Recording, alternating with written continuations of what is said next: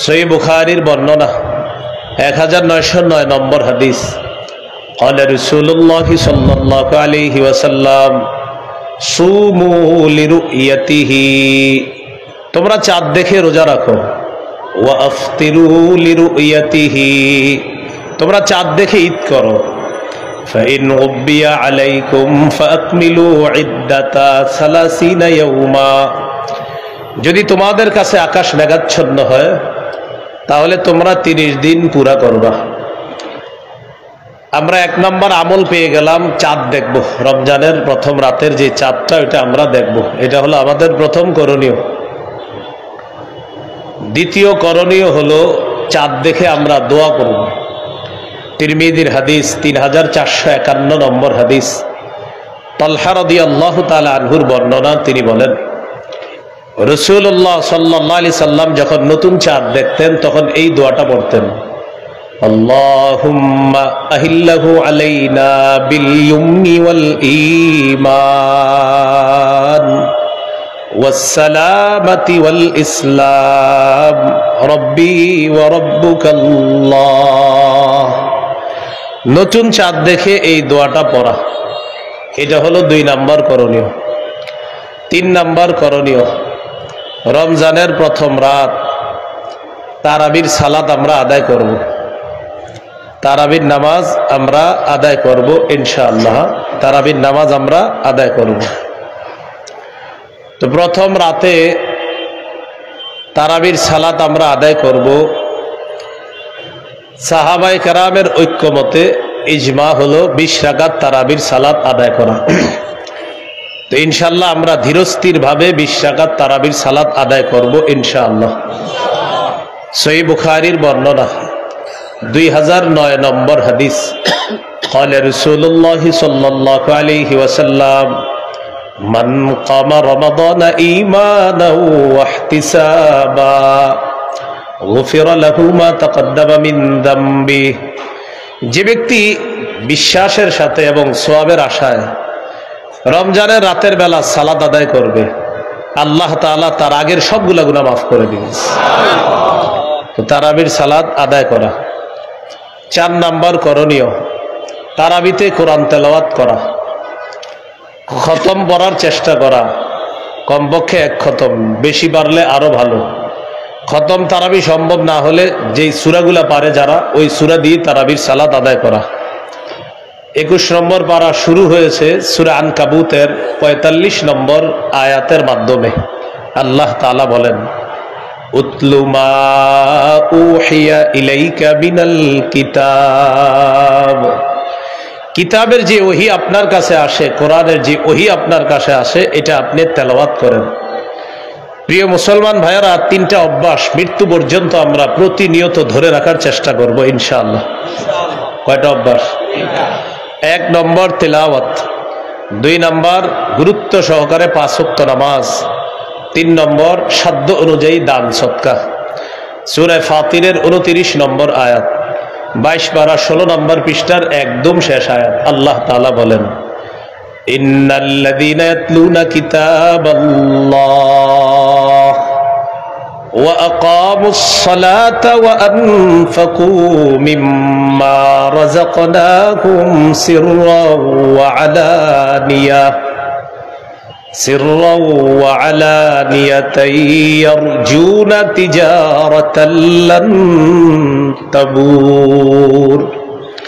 নিশ্চয়ই যারা আল্লাহর কিতাব তেলাওয়াত করে, ওয়া আকামুস সালাহ, যারা নামাজ কায়েম করে, ওয়া আনফাকু মিম্মা রাযাকনাহুম সিররাও ওয়া আলানিয়া, যারা আমার দেয়া রিজিক থেকে গোপনে প্রকাশ্যে দান করে, ইয়ারজুনা তিজারাতাল লান তাবুর।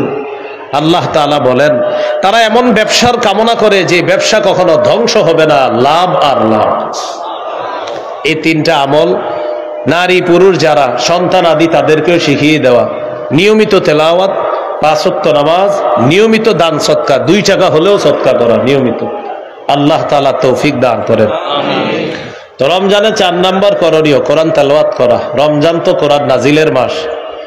সূরা বাকারার 185 নম্বর আয়াত, 2 পারার 7 নম্বর পৃষ্ঠা শুরু হয়েছে যে আয়াতের মাধ্যমে আল্লাহ বলেন, শাহরু রমাদানাল্লাযী উনজিলা ফীহিল কুরআন, রমজান মাস যেই মাসে কোরআন নাজিল করা হয়েছে, এটা কোরআন নাজিলের মাস। সহিহ বুখারীর বর্ণনা 1902 নম্বর হাদিস, 1902, এই হাদিসের মধ্যে আছে, কানা জিবরিল আলাইহিস সালাতু ওয়াস সালাম ইয়ালকাহু কুল্লা লাইলাতিন ফি রমাদান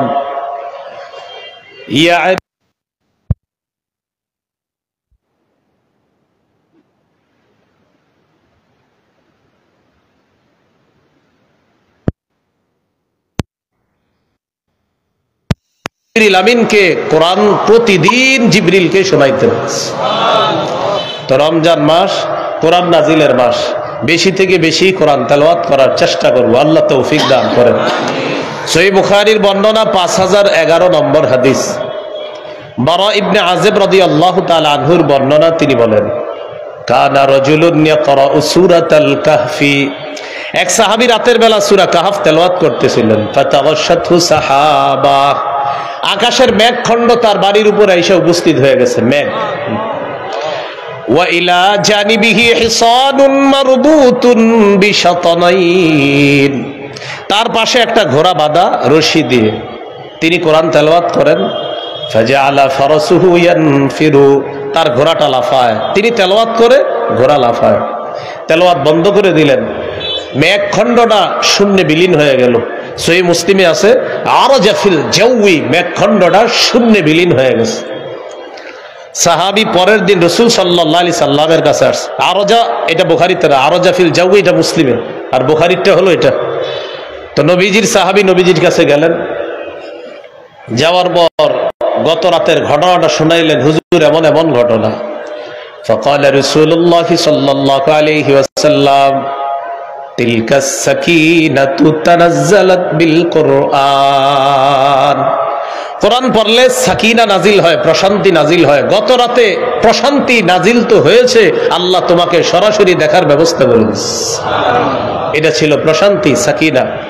আর সহিহ মুসলিমে আসছে, মেঘখণ্ডের ভিতরে ছিল আমসালুস সুরুজ, এই ছোট ছোট বাতির মতো ছিল এটার ভিতরে। নবীজি বললেন যে বাতিগুলা দেখলা, তিলকাল মালাইকাতু তাসতামিউ লাক, এরা ছিল আল্লাহর ফেরেশতা, তোমার কোরআন তেলাওয়াত শোনার জন্য তারা দুনিয়াতে চলে এসেছে, তোমার তেলাওয়াত শোনার জন্য। তাহলে 4 নাম্বার কোরআন তেলাওয়াত করা, 3 নাম্বার তারাবির সালাত পড়া, 4 তারাবির সালাতে কোরআন পড়া, আর সালাতের বাহিরেও বেশি থেকে বেশি কোরআন পড়ার চেষ্টা করা, আল্লাহ তৌফিক দান করেন।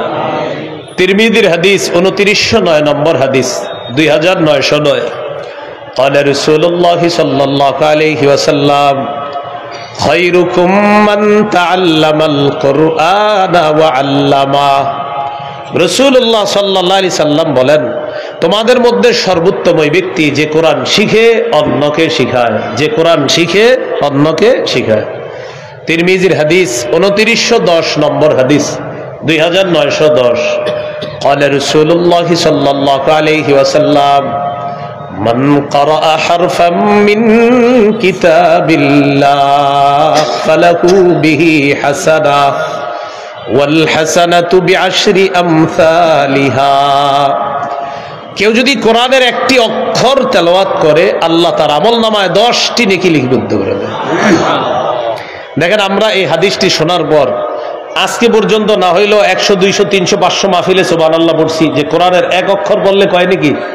আজকের আগে শুনেছেন না এই কথা, কিন্তু পড়ছেন কয়জন কোরআন? এই যে কোরআন এক অক্ষর বললে 10 নাকি, সবাই সুবহানাল্লাহ পড়ি, কিন্তু পড়া ধরছেন কয়জন? মাশাআল্লাহ। আচ্ছা, যাই হোক, তাহলে আমরা ফজিলত শুনি, কিন্তু যেই কথাটা হুজুর বললেন যে এটা করলে এটা করি না আমি।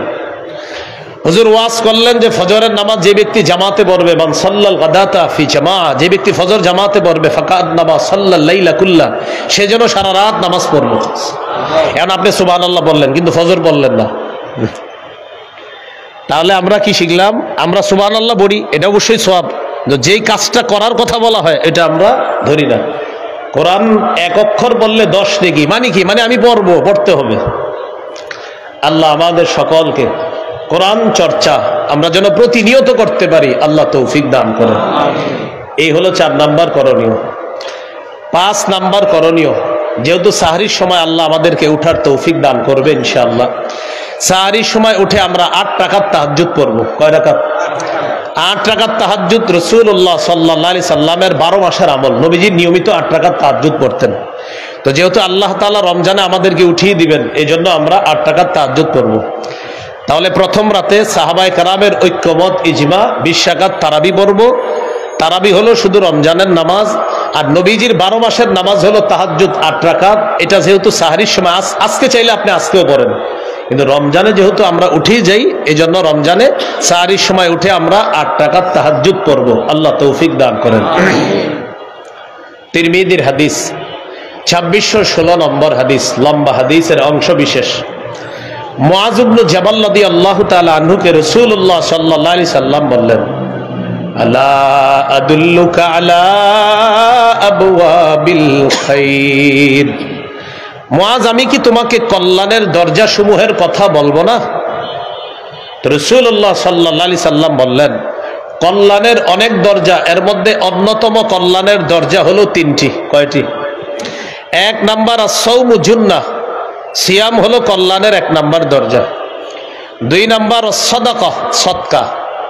সদকা এমন একটা আমল, তুতফিউল খাতিআতা কামা ইউতফিউল মাউন নার, পানি যেমন আগুনকে নিভিয়ে দেয়, সদকা মানুষের গুনাহগুলা ধুয়ে মুছে সাফ করে দেয়। 3 নাম্বার ওয়া সালাতুর রাজুলি মিন জাওফিল লাইল, রাতের বেলা তাহাজ্জুদ নামাজ পড়া। রাতে কি পড়া? তাহাজ্জুদ নামাজ পড়া। তাহলে 3 নাম্বার তারাবি পড়া, 4 নাম্বার তেলাওয়াত করা, 5 নাম্বার তাহাজ্জুদ পড়া। তারাবি সাহাবায়ে কেরামের ঐক্যমতে 20 রাকাত তারাবি শুধু রমজানের আমল, আর 8 রাকাত তাহাজ্জুদ 12 মাসের আমল।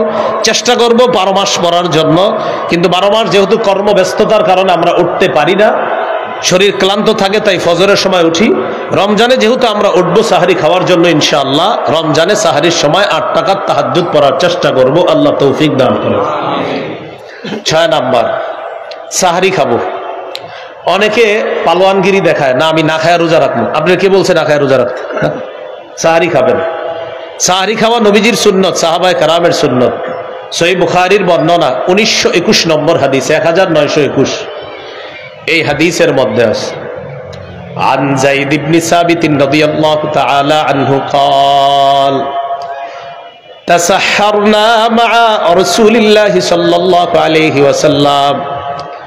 যায়েদ ইবনে সাবিত রাদিয়াল্লাহু তাআলা আনহু বলেন, আমরা রাসূলুল্লাহ সাল্লাল্লাহু আলাইহি সাল্লামের সাথে সাহরি খেয়েছি, অতএব আমরাও সাহরি খাবো ইনশাআল্লাহ।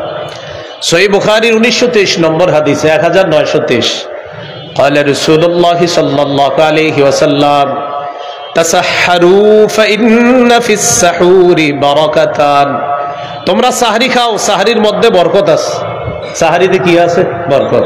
সহিহ ইবনে ইবনের হাদিস, রাসূলুল্লাহ সাল্লাল্লাহু আলাইহি সাল্লাম বলেছেন, হালুম্মু ইলাল গাদাইল মুবারক, এই তোমরা কোথায়? আসো আসো, বরকতপূর্ণ খাদ্যে অংশগ্রহণ করার জন্য আসো। সাহরির সময় এভাবে নবীজি ডেকেছেন, সহিহ ইবনে হিব্বানের বর্ণনা, হালুম্মু, এই আসো আসো, ইলাল গাদাইল মুবারক, বরকতপূর্ণ খাদ্যে অংশগ্রহণ করার জন্য আসো, তোমরাও আসো। তাহলে সাহরি এটা বরকতপূর্ণ খাদ্য, এটা অংশগ্রহণ করব, এটা খাবো আমরা ইনশাআল্লাহ। ইন্নাল্লাহা ওয়া মালাইকাতাহু ইউসাল্লুনা আলাল মুতাসাহহিরিন। সাহরির সময় যারা জাগ্রত হয়, তাহাজ্জুদ পড়ে, সাহরি খায়, তাদের উপর আল্লাহ রহমত নাজিল করেন। ফেরেশতারা আল্লাহকে বলে, আল্লাহ এই লোক সাহরির সময় উঠেছে, জাগ্রত হয়েছে, তাহাজ্জুদ পড়ছে, সাহরি খাইতেছে, আপনি তাকে মাফ করেন, আপনি তাকে মাফ করেন, আপনি তাকে মাফ করেন। আমরা সাহারি খাবো ইনশাআল্লাহ। সাহারিতে খেজুর খাবো, প্রতিদিন খেজুর খাওয়া। এমনি তো মুসলমানের খেজুর প্রতিদিন খাওয়া, আজকে আপনি খাবেন, কালকেও খাবেন সকালবেলা। আর 7টা আজওয়া যদি খেতে পারেন সকালে, লাম ইয়াদুররুহু সুম্মুন, বিষও আপনার কোনো ক্ষতি করতে পারবে না। আবার খায়া ট্রাই করেন না, এটা গুরুত্ব দিয়ে রাসূল সাল্লাল্লাহু আলাইহি সাল্লাম বুঝালেন।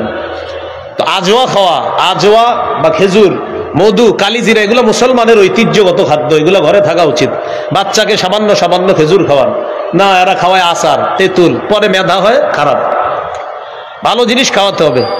ঈসা নবীর আম্মা মারিয়ামের পেটে যখন তিনি আসলেন, আল্লাহ তাআলা মারিয়াম আলাইহিস সালামকে একটা গাছের নিচে বসাইলেন আর বলে দিলেন ফাকুলি ওয়াশরাবি, তুমি খাও পান করো। তো খাবে কি? খেজুর। পান করবে কি? ঝর্ণার পানি, সামনে পানি আছে, পানি পান করবে। তো খেজুর কোত্থেকে আসবে? মুফাসসিরিনে কেরাম লেখেন যে মারিয়াম খেজুর গাছে ধরলেই, ওটা নাড়া দিলেই আল্লাহ খেজুর ব্যবস্থা করে দিবেন। কারণ আমি যে বিষয়টা বুঝাইতে চাই, এত খাদ্য থাকতে মারিয়ামের জন্য আল্লাহ খেজুর কেন নির্বাচন করলেন? এত খাদ্য, এজন্য গর্ভবতী নারীদেরকে খেজুর খাইতে দিবেন। এরা খালি তেঁতুল খাইতে চায়, আর আপনারও তেঁতুল খাওয়ান, পরে ওই সন্তান মেধা কমায়। তেঁতুলে তো এমনি মেধা কমায় দেয়, তেঁতুল চাইলেও দিবেন না, খেজুর খাইতে বল। তেঁতুল চাইলে বলবেন খেজুর খাও। কথা কি বুঝে আসছে? খেজুর খেতে হবে। সাহারিতে খেজুর খাওয়া মুমিনের সবচাইতে শ্রেষ্ঠ খাদ্য। قال رسول الله صلى الله عليه وسلم نعم سحور المؤمن التام।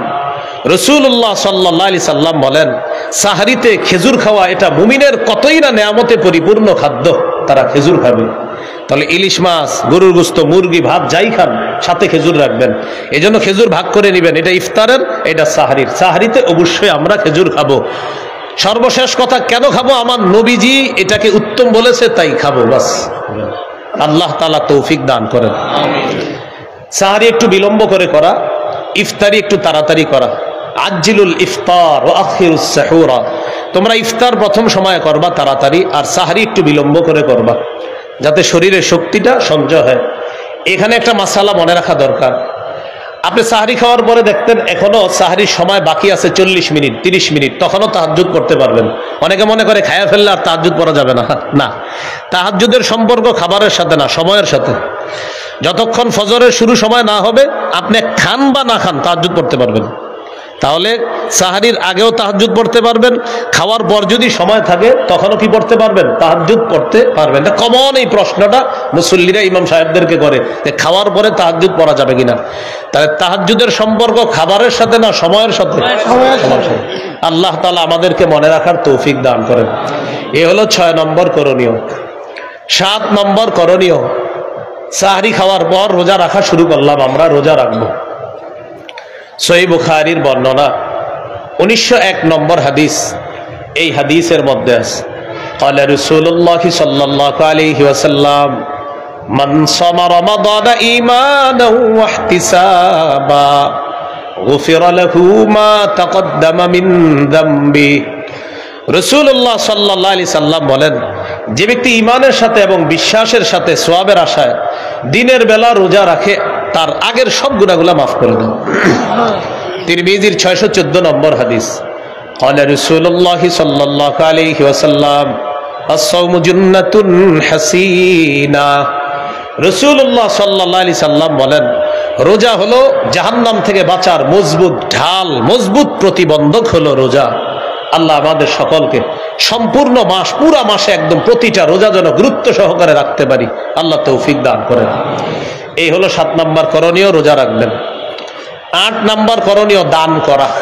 এমনি তো দান করবেন, রমজানে দানের মাত্রা বাড়ায়া দিবেন।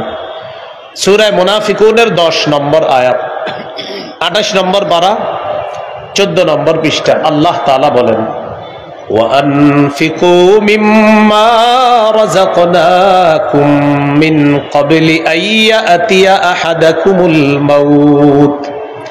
তোমাদের কারো কাছে মৃত্যু আসার আগেই তোমরা আমার দেয়া রিজিক থেকে খরচ করো, দান করো। সহিহ বুখারীর বর্ণনা 6 নম্বর হাদিস। কানা রাসূলুল্লাহ সাল্লাল্লাহু আলাইহি ওয়াসাল্লাম আজওয়াদান নাস। রাসূলুল্লাহ সাল্লাল্লাহু আলাইহি সাল্লাম মানুষের মধ্যে সর্বশ্রেষ্ঠ দানশীল ব্যক্তি ছিলেন মুহাম্মদ সাল্লাল্লাহু আলাইহি সাল্লাম। ওয়া কানা আজওয়াদা মা ইয়াকুনু ফি রমাদান হিনা ইয়ালকাহু জিবরিল। রমজান মাসে রাসূলুল্লাহ সাল্লাল্লাহু আলাইহি সাল্লামের দান করার মাত্রাটা আরো বেড়ে যাইত, তিনি প্রচুর পরিমাণে দান করতেন রমজান মাসে। তাহলে রমজানে আমরা বেশি থেকে বেশি দান করার চেষ্টা করব ইনশাআল্লাহ। 9 নম্বর করণীয়, রমজান মাসে বেশি বেশি নফল ইবাদত করা। আবু দাউদের হাদিস, এই হাদিসের মধ্যে আসছে 864 নম্বর হাদিস আবু দাউদের। এই হাদিসের মধ্যে আসছে قال رسول الله صلى الله عليه وسلم ইন্না আউওয়ালা মা ইউহাসাবুন নাসু বিহি ইয়াউমাল কিয়ামাতি মিন আমালিহিম আস-সালাহ। রাসূলুল্লাহ সাল্লাল্লাহু আলাইহি সাল্লাম বলেন, কিয়ামতের ময়দানে মানুষের আমলের মধ্যে সর্বপ্রথম হিসাব হবে নামাজের।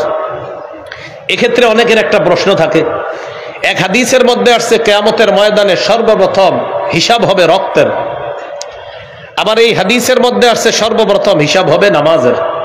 এটা আমার সাথে সাধারণ যারা আপনারা বললে মনে থাকবে, বলেন আল্লাহর হকের ক্ষেত্রে সর্বপ্রথম নামাজের হিসাব হবে, বান্দার হকের ক্ষেত্রে সর্বপ্রথম রক্তের হিসাব হবে।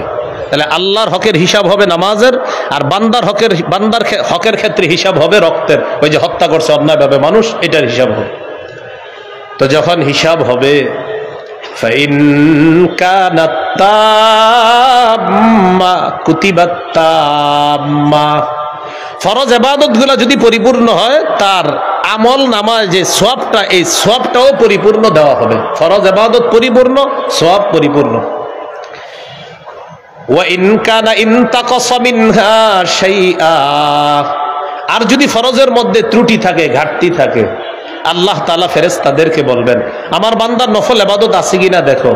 তো নফল ইবাদত যেগুলা থাকবে, আল্লাহ বলবেন আতিম্মু ফরিদাতাহু মিন তাতাওউহি, বান্দার নফল আমলের মাধ্যমে ফরজের ঘাটতি পূরণ করে দাও। একটু আপনারা শুনেন, আপনাদের অনেকের মধ্যে প্রশ্ন ইমাম সাহেবদেরকে করেন, হুজুর সুন্নত না পড়লে কি গুনাহ হবে?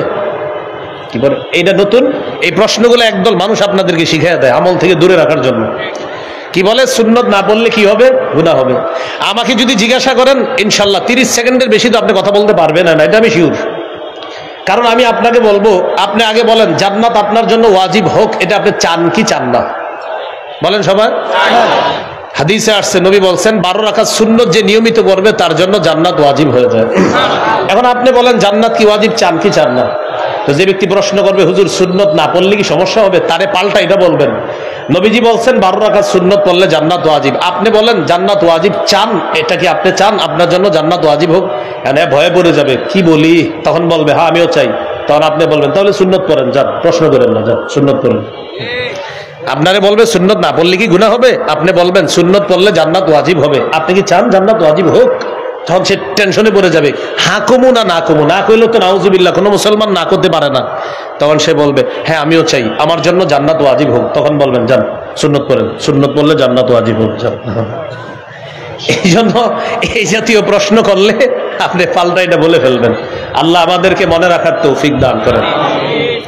তাহলে বলছিলাম নফলের মাধ্যমে ফরজের ঘাটতি পূরণ হবে, এটা 9 নম্বর করণীয়, প্রচুর নফল ইবাদত করব। 10 নম্বর করণীয়, নেক কাজ যত বেশি করা যায়। সূরা তাগাবুনের 9 নম্বর আয়াতে আল্লাহ তাআলা বলেন, ওয়া মাইয়ুমিন বিল্লাহি ওয়া ইয়ামাল সালিহা, যে ব্যক্তি আল্লাহকে বিশ্বাস করে আর নেক কাজ করে, ইউকাফির আনহু সাইয়্যাতিহি, আল্লাহ তার আগের সব গুনাহ মাফ করে দেয়। ওয়া ইউদখিলহু জান্নাত, আল্লাহ তাকে এমন বাগানসমূহে প্রবেশ করাবেন, তাজরি মিন তাহতিহাল আনহার, যে বাগানের তলদেশ দিয়ে নহর সমূহ প্রবাহিত হবে। নেক কাজ একটু আমার সাথে ওলামা হযরতরা বলা দরকার নাই, অন্যরা বলেন, বলেন যে কোনো বস্তুর 3টি অংশ থাকা চাই, দেহ, আত্মা, ফলাফল। দেহ, আত্মা, ফলাফল। দেহ, ফলাফল। এবার বলেন আমল হলো দেহ, ইখলাস হলো আত্মা, ফলাফল ওজনের পাল্লায় ভারী হওয়া। তাহলে আমল হলো দেহ, আমল নামক দেহের আত্মা হলো বিশুদ্ধ নিয়ত বা ইখলাস। এই জন্য ইমাম বুখারী তার কিতাবের শুরু হাদিস আনছেন ইন্নামাল আমালু বিন্নিয়াত, এখানে তিনি দেহ আর আত্মার কথা বলছে শুরু হাদিসের মধ্যে। আমলের প্রতিদান বিশুদ্ধ নিয়তের সাথে। প্রথম হাদিসের মধ্যে আমল নামক দেহের কথা আনছেন ইমাম বুখারী, আবার আত্মার কথা আনছেন। সর্বশেষ হাদিস 7563 নম্বর হাদিস, ফাথুল বারি অনুযায়ী সিরিয়ালটা, এই হাদিসে আনছে ইমাম বুখারী সাকিলাতানে ফিল মিজান।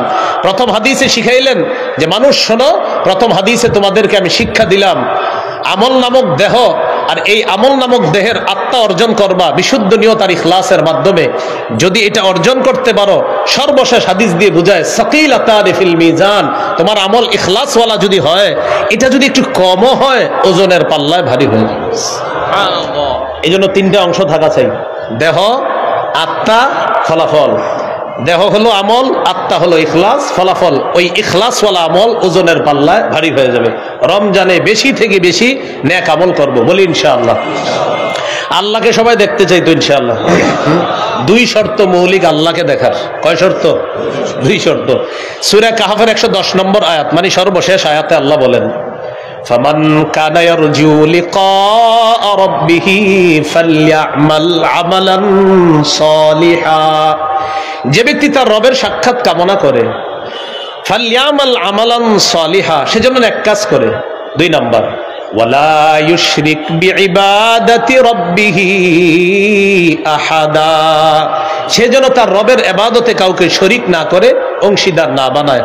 আল্লাহ আমাদেরকে এই রমজানে বেশি থেকে বেশি নেক আমল করার তৌফিক দান করেন। 11 নাম্বার, দোয়া করা। আল্লাহ তাআলা বলেন, ওয়াকালা রাব্বুকুম উদউনি আস্তাজিব লাকুম, তোমাদের রব বলেন তোমরা আমাকে ডাকো, আমি তোমাদের ডাকে সাড়া দেই। আল্লাহর কাছে বেশি বেশি দোয়া করা। আমরা দুটি দোয়া বেশি বেশি করব, বলি আল্লাহুম্মা ইন্নী আসআলুকাল জান্নাহ ওয়া আউযু বিকা মিনান নার। হে আল্লাহ, আপনার কাছে জান্নাত চাই, জাহান্নাম থেকে পানা চাই। এই দুটি দোয়া আমরা বেশি বেশি করবো ইনশাআল্লাহ। আল্লাহ তৌফিক দান করেন। 12 নাম্বার, জিকির করা। রাসূলুল্লাহ সাল্লাল্লাহু আলাইহি সাল্লাম বলেন, আহাব্বুল কালামি ইলাল্লাহি আরবা, আল্লাহর কাছে চারটি কথা সবচেয়ে পছন্দের। সুবহানাল্লাহ, আলহামদুলিল্লাহ, লা ইলাহা ইল্লাল্লাহ, আল্লাহু আকবার। বেশি বেশি কি করা? জিকির করা। রমজান মাসে বেশি বেশি জিকির করব। রমজানে শয়তান যেহেতু বন্দী থাকবে, শয়তানের দায়িত্বগুলো এখনই অনেককে বুঝাই দিতেছে শয়তান, যে আমি কিন্তু থাকবো না, তো তোমাদেরকে দায়িত্ব দিয়ে যাচ্ছি, তোমরা রমজানে কাজ কারবার চালাও। এর মধ্যে কিছু কাজ হবে এমন, যেমন রমজানে আপনি মসজিদে বসে কোরআন তেলাওয়াত করতেছেন, একজন পিছন দিয়ে এসে বলবে আসসালামু আলাইকুম, আপনার কি দরকার আছে ওনার এখন সালামটা দেওয়া? তেলাওয়াত করতেছে তো সালাম দিয়ে বসে গেছে, ভাই কিছু বলবেন? একটু কথা ছিল, আমি তো তেলাওয়াত করতেছি, 3 পারা পড়বো, 1 পারা মাত্র হয়েছে, একটু কথা বলে চলে যাব। ঠিক আছে, 1 পারা পড়ে রাখলেন, বাকি আছে কয় পারা? এখন উনি বলতেছে যে ভাই একটু কথা আছে, তখন আপনি বুদ্ধি করে বলবেন সুবহানাল্লাহ পড়েন। কি পড়েন? 100 বার সুবহানাল্লাহ পড়েন। তো এটা পড়াবেন, পড়ানোর পর যদি বলে কথা আছে, এবার বলবেন হ্যাঁ বলেন কি কথা। তো আপনারা বলবে ভাই সাহরি খাইছেন? হ্যাঁ খাইছি আলহামদুলিল্লাহ। রোজা রাখছেন? আলহামদুলিল্লাহ রেখেছি। গত রাতে তো প্রথম তারাবি গেছে, তারাবি পড়েছেন আপনি? আলহামদুলিল্লাহ পড়েছেন। ভাই 20 পড়ছেন না 8 পড়ছেন? আপনি জিজ্ঞাসা করুন, কি বলবে? 20 পড়ছেন না 8? আপনি বলবেন আলহামদুলিল্লাহ 100 বার পড়েন, পরে জবাবটা দিতেছি পড়েন। তো ওনারা আলহামদুলিল্লাহ 100 বার পড়াবেন, এর মাঝে আপনি আবার তেলাওয়াত করবেন। বলবেন ভাই 100 বার পড়ে গেছি, আপনি বলেন তারাবি পড়ছেন 20 না 8? এবার বলবেন লা ইলাহা ইল্লাল্লাহ 100 বার পড়েন, পরে বলতেছে। তা আবার আপনি কিছু তেলাওয়াত করে নেবেন। এরপরে বলবে ভাই তাড়াতাড়ি 20 না 8, বলবেন আল্লাহু আকবার 100 বার পড়েন। পড়ার পর আবার বলবে 20 না 8, এবার বলবেন একটু কোরআনটা খুলে বলবেন, আপনি একটু তেলাওয়াত করেন, আমিও করি। আপনার ইতিমধ্যে 3 পারা শেষ, শেষে বলবে ভাই 20 না 8, এবার বলবেন 20 ও 8। কি বলবেন? বলবে 20 8 মানে বলবেন হ্যাঁ তারাবি 20 রাকাত পড়েছি সাহাবায়ে কেরামের ঐক্যমতে, আর 8 রাকাত তাহাজ্জুদ পড়েছি সাহরির সময়। নবী 12 মাস পড়তেন, আমি 12 মাস পারি নাই, বাকি রমজানে সাহরির সময় উঠছি, তো এই জন্য 8 রাকাতও পড়ছি। তো 20ও পড়ছি 8ও পড়ছি। এটা বলার পরে বললেন তো এতক্ষণ বসা রাখলেন কেন? আপনি বলবেন ওই যে ইবাদত গুলা করাইছি। পড়েন নাই কোনটা? বলবেন পড়ি নাই যেটা, সেটা হলো ঝগড়া, ওটা আমি পড়ি নাই, যান চলে যান, আসসালামু আলাইকুম। তাহলে আপনাকে বলবে 20 না 8, আপনি বলবেন সুবহানাল্লাহ পড়েন, জবাব দিচ্ছি। সর্বশেষ বলে দিবেন 20ও পড়ছি 8ও পড়ছি। আরে ভাই 20 8 মানে বলবেন 20 সাহাবায়ে কেরামের ঐক্যমতে বললাম, আর 8 নবী 12 মাস তাহাজ্জুদ সালাত পড়তেন 8 রাকাত, আমি 12 মাস চেষ্টা করি, পারি না, কিন্তু সাহরির সময় উঠি, তো এই জন্য 8 রাকাত তাহাজ্জুদ পড়ছি। টেনশনে পড়ে যাবে কোনটা যাবে, 8ও পড়ছেন 20ও পড়ছেন, 8 ছিল নিয়ত করে 2 ঘন্টা আপনারা জ্বালাবে, কিন্তু আর পারে নাই। আমি কিন্তু বলি নাই কে জ্বালাবে। এখন যদি কেউ কারো গায়ে নেন যে হুজুর আপনি কাকে বললেন, যদি মনে করেন আপনারই অভ্যাস আছে, তো ওয়াজটা আপনাকেই করছি। এখানে যদি কেউ থাকেন, সত্যি বলছি, এখানে এরকম কেউ থাকলে আপনাকে ওয়াজটা করছি। আর যদি বলেন না এই অভ্যাস আমার মধ্যে নাই, তো আপনাকে দিয়ে ওয়াজ করা আমি আপনাকে করিও নাই। বেদাতের ওয়াজ করলে অনেকে বলে হুজুর কাকে বললেন? আমি কই বেদাতীদেরকে। বেদাতকে? আমি বলি যে করে বেদাত। আরে যেটাকে, যেটাই তো সে, যে বেদাত করে সে। আপনি করেন কিনা সেটা বলেন। যদি বলে না কি বলেন, তা আপনারে বলি নাই। আপনি সেজদা দেন কবরে? না, আপনি বাৎসরিক একটু আর কি হালকা মাথা যোগায়, তো ওয়াজ আপনারই করছি। এই জন্য অপরাধ আমাদের দেশের একটা নিয়ম, আপনি ওয়াজ করবেন, অপরাধ প্রত্যেকে নিজের গায়ে নেয়, তো যারা নেয় বলবেন তো মাশাআল্লাহ ওয়াজটা আপনারই করছে হুজুর আজকে, আল্লাহ ছেড়ে দেন, এই অপরাধ ছেড়ে দেন। আল্লাহ আমাদেরকে বুঝার তৌফিক দান করেন। তাহলে 20ও পড়ছি, 8ও পড়ছি। 20 পড়ছি সাহাবায়ে কেরামের ঐক্যমত্যে তারাবি, 8 পড়েছি 12 মাসের আমল তাহাজ্জুদ, 12 মাস চেষ্টা করি, পারি না। রমজানে আল্লাহ তৌফিক দিছে তাই পড়লাম। যেটা পড়ি নাই সেটা হলো ঝগড়া টগড়া, এটা পারি না। আসসালামু আলাইকুম, যান চলে যান। এই হলো 12 নাম্বার জিকির করা। 13 নাম্বার ইফতার করা, সারাদিন রোজা রাখার পর ইফতার করবেন। 14 নাম্বার ইফতার করানো। 13 হলো ইফতার করা, 14 ইফতার করানো। ঢাকা শহরে মানুষ চিন্তা করে আমার প্রতিবেশী ধনী, ওনারে কি ইফতার পাঠাবো? না, ধনী প্রতিবেশীকে ইফতার পাঠাবেন। রোজাদারকে ইফতারের সওয়াব এটা কামাই করার জন্য ধনী প্রতিবেশীর বাসায়ও ইফতার পাঠাবেন। 15 নাম্বার ইফতারের সময় দোয়া করা। তিরমিজির হাদিস 3598 নম্বর হাদিস। রাসূলুল্লাহ সাল্লাল্লাহু আলাইহি সাল্লাম বলেন, সালাসাতুন লা তুরাদ্দু দাওয়াতুহুম, 3 ব্যক্তির দোয়া ফিরিয়ে দেওয়া হয় না। as-সাইমু হাত্তা ইফতিরা, রোজাদার যখন ইফতার সামনে নিয়ে দোয়া করে ইফতারের সময় তার দোয়া ফিরিয়ে দেওয়া হয় না। 2 নাম্বার ওয়াল ইমামুল আদিল, ন্যায়পরায়ণ পুরুষ শাসক। কি শাসক? কয়েকবার বলেন, ন্যায়পরায়ণ কি শাসক? ন্যায়পরায়ণ পুরুষ শাসকের দোয়া ফিরিয়ে দেওয়া হয় না। আল্লাহ যেন কিয়ামতের আগে আমাদের দেশে আর কোনো নারী শাসক না আনে। কেন না আনে? সবাই বলেন কেন, জোরে বলেন, আরো জোরে বলেন। قال رسول الله صلى الله عليه وسلم لا يفلح قوم ولوا امرهم امرأتان, বুখারীর বর্ণনা। রাসূলুল্লাহ সাল্লাল্লাহু আলাইহি সাল্লাম বলেন, ওই জাতি কিছুতেই সফল হবে না যে জাতি তাদের নেতৃত্বে কোনো নারীকে বসায় দেয়। এই জন্য কিয়ামতের আগে যেন আর কোনো নারী নেত্রী না আসে। আল্লাহ যেন আমাদের দেশে একজন ন্যায়পরায়ণ পুরুষ শাসক বসায় দেয়। 3 নাম্বার দাওয়াতুল মাজলুম, মাজলুমের দোয়া ফিরিয়ে দেওয়া হয় না। তো এই 3টি দোয়া ফিরিয়ে দেওয়া হয় না, এর মধ্যে একটা হলো রোজাদারের দোয়া। 16 নাম্বার করণীয় ইতিকাফ করা শেষ দশকে। 17 নাম্বার লাইলাতুল কদর তালাশ করা।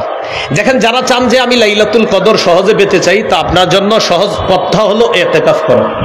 তাহলে 16 নাম্বার ইতিকাফ। সহিহ বুখারীর বর্ণনা 2033 নম্বর হাদিস। উম্মুল মুমিনিন আয়েশা সিদ্দিকা রাদিয়াল্লাহু তাআলা আনহার বর্ণনা, তিনি বলেন, কানা রাসূলুল্লাহ সাল্লাল্লাহু আলাইহি ওয়াসাল্লাম ইয়াতাকিফু ফিল আশরিল আওয়াখির মিন রমাদান, রাসূলুল্লাহ সাল্লাল্লাহু আলাইহি সাল্লাম রমজানের শেষ দশকে ইতিকাফ করতেন। নবীজি সাল্লাল্লাহু আলাইহি সাল্লাম রমজানের শেষ দশকে ইতিকাফ করতেন। ইতিকাফ করা অবস্থায় আমরা লাইলাতুল কদর অবশ্যই পেয়ে যাব ইনশাআল্লাহ। এই জন্য লাইলাতুল কদর 17 নাম্বার, এটা তালাশ করা। 21, 25, 27, 29, 21, 23, 25, 27, 29 বেজর রাত্রিগুলোতে লাইলাতুল কদর তালাশ করব। বুখারীতে আব্দুল্লাহ ইবনে আব্বাস রাদিয়াল্লাহু তাআলা আনহুমার একটা বর্ণনা আছে, তিনি বলেন 24তম রজনীতেও লাইলাতুল কদর তালাশ করো। বুখারীতে আছে 24তম। তো এই জন্য যেহেতু নবীর একজন সাহাবীর বক্তব্য আছে, সমস্যা কি? এক রাতে বেশি তালাশ করব, সমস্যা তো নাই, ইবাদত করলে তো সমস্যা নাই। তো 21, 23, 24, 25, 27, 29 সূরাতুল কদরের 3 নম্বর আয়াত, লাইলাতুল কদরি খায়রুম মিন আলফি শাহর, লাইলাতুল কদর 1000 মাসের চাইতে উত্তম। আর এই ব্যাপারে বুখারীর বর্ণনা, এই যে মাশাআল্লাহ আমাদের হাফেজে বুখারী, আল্লাহ তাকে কবুল করেন, তিনি একটি হাদিস পড়ছেন, সর্বশেষ যে হাদিসটা তিনি আজকে তেলাওয়াত করলেন, মাইয়াকুম লাইলাতুল কদরি ঈমানাও ওয়া ইহতিসাবা, যে ব্যক্তি লাইলাতুল কদরে জাগ্রত হবে ঈমানের সাথে এবং সওয়াবের আশায়, গফিরা লাহু মা তাকদ্দামা মিন যামবি, তার আগের সবগুলা গুনাহ মাফ করে দেওয়া হবে। তাহলে 17 নম্বর লাইলাতুল কদর তালাশ করা। 18 নম্বর সদকাতুল ফিতর আদায় করা। এটা উলামায়ে কেরামের সাথে পরামর্শ করে আপনারা আদায় করে নেওয়ার চেষ্টা করবেন, আল্লাহ তৌফিক দান করেন। এই হলো আজকের আলোচনার প্রথম পার্ট। দ্বিতীয় পার্ট একটু সংক্ষেপে বলছি, আমি আজান দিয়ে দিব ইনশাআল্লাহ। দ্বিতীয় পার্টটা বেশি গুরুত্বপূর্ণ। রমজানে বর্জনীয় 1 নাম্বার বর্জনীয় বিবাদ বর্জন করা আর অশ্লীলতা বর্জন করা। বিবাদ আর অশ্লীলতা বর্জন করা। সহিহ বুখারীর বর্ণনা 1904 নম্বর হাদিস, 1904। এই হাদিসের মধ্যে আছে রাসূলুল্লাহ সাল্লাল্লাহু আলাইহি সাল্লাম বলেন, ইযা কানা ইয়াউমু সাওমি আহাদিকুম ফালা ইয়ারফুস ওয়ালা ইয়াসখাব ওয়া ফি রিওয়ায়া ওয়ালা ইয়াজহাল। তোমাদের কেউ যখন রোজা রাখবা, রোজা রাখা অবস্থায় কেউ গালি দিবা না, উল্টাপাল্টা কথা বলবা না, মুখে কোনো অশ্লীল বাক্য আনবা না, অশ্লীল কর্ম করবা না। ফাইন সাব্বাহু আহাদুন আও কাতালা, কেউ যদি রোজাদারের সাথে ঝগড়া করে, লড়াই করে, অথবা বাদানুবাদে লিপ্ত হয়, ঝগড়ায় লিপ্ত হয়, ফাল্যাকুল, রোজাদার তখন বলবে ইন্নী সাইম, আমি রোজাদার। বুখারীর অন্য বর্ণনা আসছে আপনি দুইবার বলবেন ইন্নী সাইম, ইন্নী সাইম, আমি রোজাদার, আমি রোজাদার। বুখারীর অন্য বর্ণনা আসছে ফাল্যাকুল ইন্নী সাইমুন মাররাতাইন, সেজন্য দুইবার বলে আমি রোজাদার, আমি রোজাদার। তাহলে বলি এই রমজানে যদি আমাদের সাথে কেউ ঝগড়া করতে আসে, আমরা দুইবার বলে দিব কি, আমি রোজাদার, আমি রোজাদার। আপনি অন্যদিকে যান। আল্লাহ আমাদেরকে ঝগড়া থেকে হেফাজত করেন। 2 নাম্বার, অনর্থক কথাবার্তা বর্জন করা। অনর্থক কথাবার্তা মানে দরকার নাই, শুধু শুধু অনর্থক কথাবার্তা বর্জন করা। সহিহ বুখারীর বর্ণনা 2477 নম্বর হাদিস, রাসূলুল্লাহ সাল্লাল্লাহু আলাইহি সাল্লাম বলেন ইন্নাল্লাহা কারিহা লাকুম সালাসা, আল্লাহ তোমাদের জন্য 3টি বিষয় অপছন্দ করেছে। প্রিয় মুসলমান ভাইরা, আল্লাহ আমাদের জন্য কয়টি বিষয় অপছন্দ করেছেন? কিলা ওয়া কাল, 1 নাম্বার অনর্থক কথাবার্তা আল্লাহ অপছন্দ করেছেন। 2 নাম্বার ওয়া ইদাআতাল মাল, সম্পদ নষ্ট করা আল্লাহ অপছন্দ করেছেন। 3 নাম্বার ওয়াকাসরাতাস সুআল, অনর্থক বেশি প্রশ্ন করা আল্লাহ অপছন্দ করেছেন। অনর্থক প্রশ্ন আল্লাহ অপছন্দ করেছেন। এই 3টা বিষয়। এই হলো 2 নাম্বার অনর্থক কথাবার্তা বর্জন করা। 3 নাম্বার বর্জনীয় মিথ্যা কথা বর্জন করা। একটু বাংলা বলি আমার সাথে, বলেন মিথ্যা হলো সমস্ত পাপের আম্মা। মা, সমস্ত পাপের মা কি? মিথ্যা। সমস্ত পাপের মা হলো মিথ্যা কথা বলা। রাসূলুল্লাহ সাল্লাল্লাহু আলাইহি সাল্লাম বলেন, বুখারীর বর্ণনা 1903 নম্বর হাদিস, মান লাম ইয়াদা কাওলা যুর আল আমালা বিহি ফালাইসা লিল্লাহি হাজাতুন ফি আইয়াদা তাআমাহু ওয়া শারাবাহু। যে ব্যক্তি রোজা রাখলো কিন্তু মিথ্যা বর্জন করতে পারলো না, সে খানা না খাইলো আর পানি পান না করলো, এগুলাতে আল্লাহর কাছে কোনো গুরুত্ব নাই। সে যে মিথ্যা বর্জন করতে পারলো না আর খানাও খাইলো না, একদিক দিয়ে সে খানা পিনা থেকে জিহ্বাকে হেফাজত করলো, আরেক দিক দিয়ে সে জিহ্বার মাধ্যমে মিথ্যা কথা বললো। নবীজি বলেন তার এই না খাওয়া আর না পান করার মধ্যে আল্লাহর কাছে কোনো গুরুত্ব নেই। তাহলে আমরা মিথ্যা বলবো না। আমাদের দেশে রমজান যত কাছায়, আমাদের দেশের কিছু অসাধু মানুষ তত বেশি মিথ্যাবাদী হয়। রমজান যত কাছে, এই যে দেখবেন শুরু হবে তরমুজ, খেজুর, এই সিন্ডিকেট ভয়ঙ্কর এক বলয়ের মধ্যে পড়ে যায়। তো রমজান মাসে মাশাআল্লাহ সবাই কেনাকাটা করে। জুতার দোকানে গেছেন জুতা কিনতে, ভাই কত? 1300, 1250 দেই। আপনি আমার পরিচিত মানুষ, এই জন্য বলছি 1300, অন্যদের কাছে আরো বেশি। ভাই দেন না, আল্লাহর কসম ভাই, কিনা আছে 1230 করে। আচ্ছা 1250 দেন, 20 টাকা লাভ। সদরঘাট গিয়া খোঁজ নিয়ে দেখা যায় 400 টাকা করে কিনা। আমি বলছি না যে 400 করেই কিনা, যদি 1230 হয় সত্যি সত্যি তো সত্য। আপনি যদি 1230 দিয়ে না কিনে কম দিয়ে কিনে 1230 বললেন, সত্য হলো না মিথ্যা হলো? হ্যাঁ, মিথ্যা কথা বলা যাবে না। আল্লাহ আমাদেরকে হেফাজত করেন। 4 নাম্বার গীবত বর্জন করা। গীবত, এটার ব্যাপারে একটা বাংলা যদি পারি আমরা লিখে রাখবো, ঘরে পকেটেও রাখবো। বলি গীবত হলো আমল ধ্বংসের নীরব ঘাতক। আমল ধ্বংসের নীরব ঘাতকের নাম কি? গীবত। হ্যাঁ, বলেন ঘি ভাত দিয়ে মজলিস শুরু হয়, গীবত দিয়ে শেষ হয়। আমাদের পার্সোনাল মজলিস গুলা, পার্সোনাল যে মজলিস, এ মনে করেন 5-6 জনের, ঘি ভাত দিয়ে শুরু হয়। মানে ঘি ভাত ভালো জিনিস, এটা দিয়ে শুরু হয়। একটু পরে বলে ভাই ঘিটা কোত্থেকে আনছেন? কমজাত। ওমকে এত খারাপ মানুষ, শুরু হয়ে গেল ঘি ভাত। মানে ঘি কিনছেন কার থেকে? অমুক। ও সে তো সুবিধার লোক না। তাহলে ঘি ভাত দিয়ে শুরু হলো, শেষ হলো ঘি বত দিয়ে। মানে ঘি ঘ, আর একটা হলো ঘি গ, একটা ভাত আর একটা বত। তো ঘি ভাত ভালো জিনিস, এটা যাতে যেতে হয়ে যায় গীবতের মধ্যে। তো জিহ্বার মধ্যে আপনার গীবত দেখবেন, ঘি ভাত এটাও মজার জিনিস, গীবতও মজা। মজার ব্যাপার, দুটোটার জন্য জিহ্বা মজা, খুব মজা। গীবতে কিন্তু অনেক মজা, আবার ঘি ভাত এটাও মজা। তো সবই মজা, এই জন্য এক মজা ভালো আর এক মজা খারাপ। তো গীবত এটা আমল ধ্বংসের নীরব ঘাতক। আল্লাহ আমাদেরকে হেফাজত করেন। এবার একটা গুরুত্বপূর্ণ বিষয়, ঝগড়া করি কি দিয়ে? আচ্ছা, অনর্থক কথা বলি কি দিয়ে? মিথ্যা বলি কি দিয়ে? গীবত করি কি দিয়ে? তাহলে কি বোঝা গেল? ঝগড়াও জিহ্বা দিয়ে, গীবতও জিহ্বা দিয়ে, মিথ্যাও জিহ্বা দিয়ে, অনর্থক কথাও জিহ্বা দিয়ে। তাই আজকে থেকে জিহ্বাকে অনর্থক কথা থেকে বাঁচাতে হবে, ঝগড়া থেকে বাঁচাতে হবে। তিরমিজি 2616 নম্বর হাদিস, রাসূলুল্লাহ সাল্লাল্লাহু আলাইহি সাল্লাম বলেন, হাল ইয়াকুব্বুন নাস ফিন নারি আলা ওয়ুজুহিহিম আও আলা মানাখিরিহিম ইল্লা হাসাইদু আলসিনাতিহিম। বেশিরভাগ মানুষের মাথাটা নিচে, পাগুলা উপরের দিকে দিয়ে জাহান্নামে নিক্ষেপ করা হবে শুধু জিহ্বার অপরাধের কারণে, শুধু জিহ্বার অপরাধের কারণে। ভাই আমরা জিহ্বার অপরাধ থেকে নিজেদেরকে বাঁচানোর চেষ্টা করব, আল্লাহ তৌফিক দান করেন। তিরমিজির হাদিস 2406 নম্বর হাদিস, উকবা ইবনে আমির রাদিয়াল্লাহু তাআলা আনহুর বর্ণনা। রাসূলুল্লাহ সাল্লাল্লাহু আলাইহি সাল্লামকে জিজ্ঞাসা করলেন, মান নাজাতু ইয়া রাসূলুল্লাহ, ওগো আল্লাহর নবী মুক্তির উপায় কি আপনি আপনার কাছে জানতে চাই। নবী বললেন, মুক্তির উপায় তিনটি। মুক্তির উপায় কয়টি? তিনটি। এক, আমসিক আলাইকা লিসানাক, তোমার জিহ্বা তুমি নিয়ন্ত্রণ করবা। 2 নাম্বার, আলিয়াসাকা বাইতুকা, তোমার ঘর যেন তোমার জন্য প্রশস্ত হয়। আচ্ছা, ঘর প্রশস্ত হওয়া দ্বারা কি উদ্দেশ্য? উদ্দেশ্য হলো কাজ শেষে তাড়াতাড়ি বাসায় আসবেন। আপনি 6টায় বাসায় আসার কথা, রাত 10টা 11টা বাজে স্ত্রী ফোন দেয়, আপনি কোথায়? আপনি বলেন বন্ধুদের সাথে আড্ডা দিচ্ছি। না, আড্ডা দেওয়া যাবে না, হয়তো কাজে, না হয় বাসায়। বাসায় নাই কাজে থাকবেন, কাজে নাই বাসায় থাকবেন। কারণ আপনি স্ত্রীর সামনে, সন্তানের সামনে, মা বাবার সামনে এই গুনাহগুলো করতে পারবেন না যেগুলা বন্ধুদের সাথে আপনি বাহিরে করতে পারবেন। তাই নবীজি বললেন 2 নাম্বার, তোমার ঘর যেন তোমার জন্য প্রশস্ত হয়। তো 1 নাম্বার, তোমার জবান নিয়ন্ত্রণ করবা। 2 নাম্বার, তোমার ঘর যেন তোমার জন্য প্রশস্ত হয়। 3 নাম্বার, ওয়াবকি আলা খাতিআতিক, তুমি গুনাহের জন্য কান্নাকাটি করবা। তো দেখেন এই 3টার মধ্যে একটা হলো জিহ্বা নিয়ন্ত্রণ করা। তাহলে ঝগড়া হয় জিহ্বা দিয়ে। হাদিসে আসছে আস-সাওমু জুন্নাহ, রোজা হলো জাহান্নাম থেকে বাঁচার ঢাল। এই ঢালকে যদি ছিদ্র করা না হয়, রোজা নামক ঢাল ছিদ্র হয় বিশেষত 2টি অপরাধের কারণে।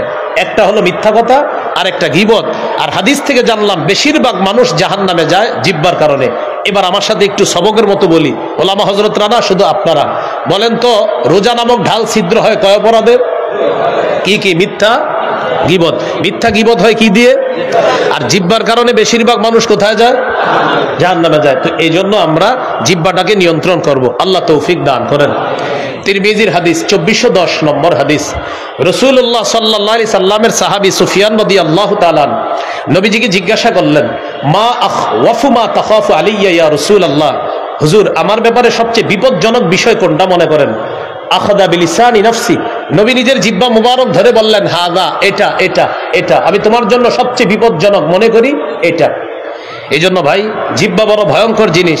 এটা এমন ভয়ঙ্কর যে এক কথায় সাজানো সংসার তছনছ হয়ে যায়, এক কথায় সব কিছু উলট পালট হয়ে গেল, এমন ঘটনা আমাদের দেশেও কিন্তু ঘটছে।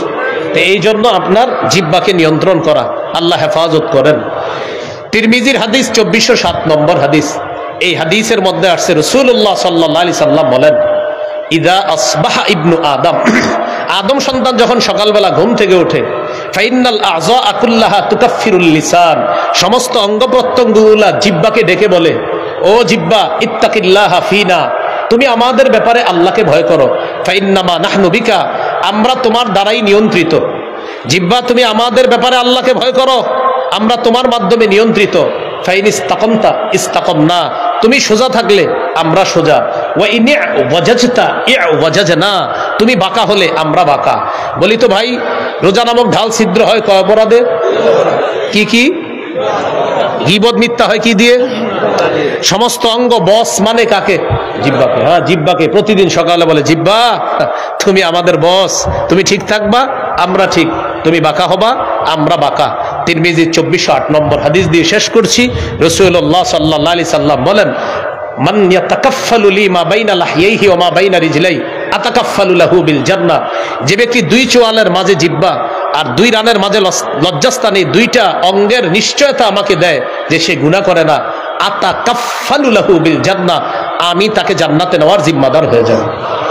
তাহলে কয়টা বর্জনীয় শুনলাম? 4টা। ও আর 2টা বাকি আছে, দাঁড়ান। 1 নাম্বার ঝগড়া বর্জন করা, 2 নাম্বার অনর্থক কথা বর্জন করা, 3 মিথ্যা বর্জন করা, 4 গীবত বর্জন করা, 5 নাম্বার লৌকিকতা বর্জন করা। কি বর্জন করা?